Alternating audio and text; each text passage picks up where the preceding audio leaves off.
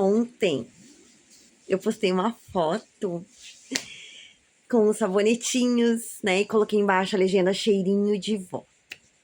É claro que isso gerou um estranhamento, né? Por que você tá postando foto de sabonete? Qual o sentido disso? Gente, as coisas que eu faço, elas não têm o menor sentido, tá? Pra maioria das pessoas. E eu nem faço questão que tenha. Faz sentido pra mim. O que acontece? Quando eu fui comprar ontem e eu vi eles lá no mercado, eu lembrei da minha avó e o quanto a minha avó adorava sabonete. E ela gostava desse aqui também. Tá? Sabonete de caixinha. Ela adorava sabonete de caixinha.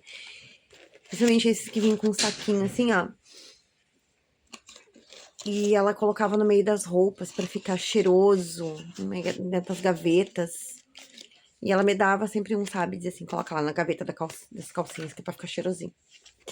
Então foi isso, tá? Eu lembrei dela e eu quis colocar. Aí eu comprei um monte, porque eu sou exagerada, sabe? Eu tenho uma fissura. Então eu comprei um monte, assim, comprei um de cada. Cheirinho, eu tô aqui cheirando eles, porque eles são muito bons. E eu vou usar eles como sachê, vou colocar dentro da mala, que tem aquelas roupas que a gente guarda, dentro do roupeiro, enfim. Aí quando você abre, assim, vem aquele cheirinho maravilhoso, né? Hoje pra gente é uma coisa tão boba e tão banal, porque é tão fácil você ir ali na farmácia comprar um sabonete e no mercado, que coisa mais sem sentido. Só que você sabia que alguns anos atrás era um item de luxo, que somente as pessoas com poder aquisitivo poderiam comprar um sabonete? Porque não era fabricado aqui no Brasil. Então eles vinham de fora e demorava para vir e era caro. Então a maioria das pessoas não tinha acesso. Como é que elas faziam? Elas tomavam um banho com sabão feito em casa, com gordura animal.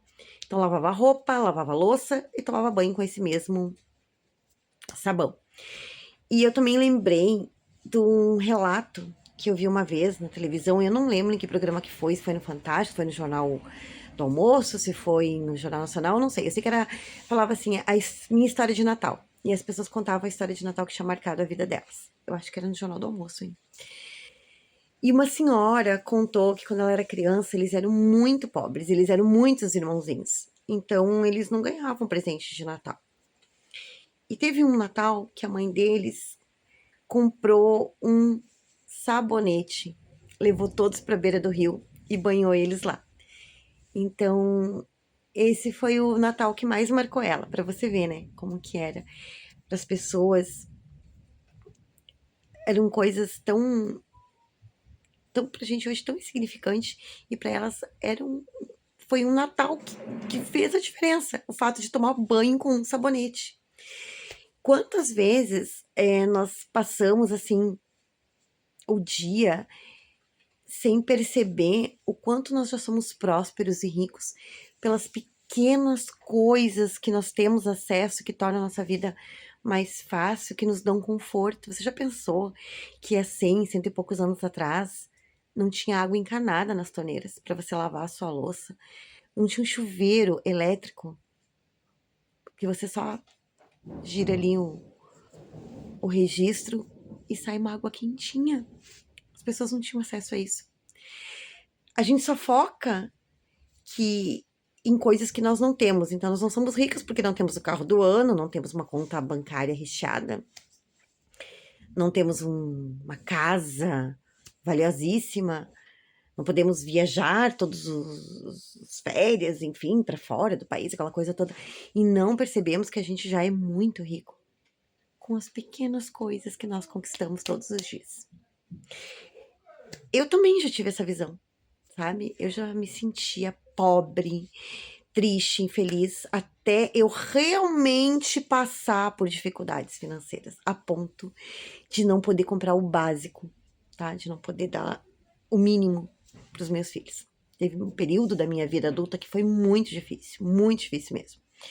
Graças a Deus eu nunca passei por isso na minha infância, mas na minha vida adulta sim.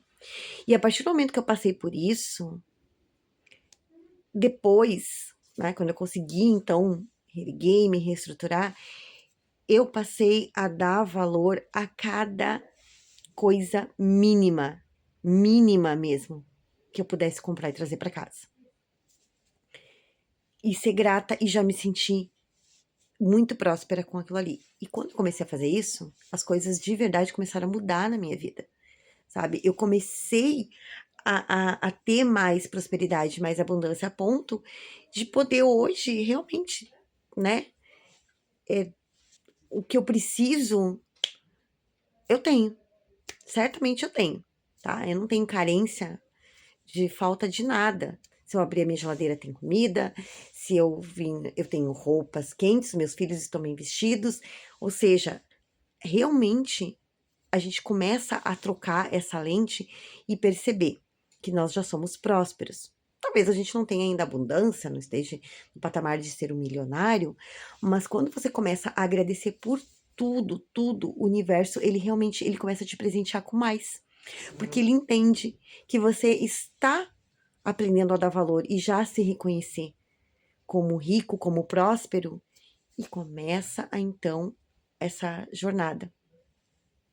Sempre que a gente tem escassez em alguma área da nossa vida, que a gente fica pedindo, eu não tenho, eu quero, o universo entende a energia da falta.